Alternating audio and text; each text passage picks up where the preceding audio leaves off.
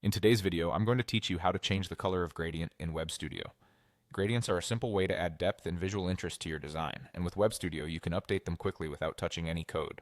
Let's walk through the process step by step so you can confidently refresh the look of any section, card, or button in your project.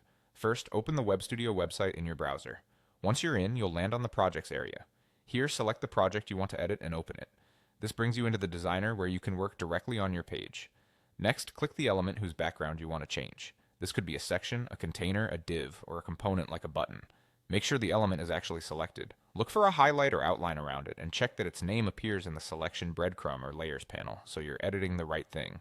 With the element selected, go to the Style panel. You'll typically find it on the right side of the interface. The Style panel is where you control visual properties like spacing, typography, and backgrounds. Now click on the Background Color control. If you see a solid color there, that's okay. This is where you'll switch to a gradient. Choose the gradient option you prefer. Common choices are linear for a smooth directional blend, radial for a circular blend from the center outward, and sometimes conic for a sweep around a center point. Pick the one that matches your design.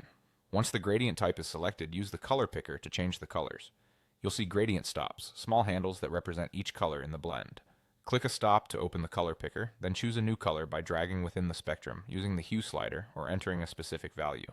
You can also adjust transparency if you want part of the gradient to feel lighter or to blend with an image behind it.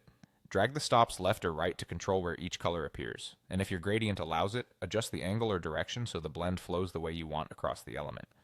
Take a moment to check contrast if there's text on top of the gradient. You want your content to remain easy to read.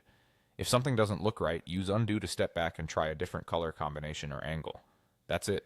Open your project, select the element, go to Style, click Background Color, choose your gradient, and refine it with the color picker. With these steps, you can create polished, professional gradients that elevate your design in Webstudio.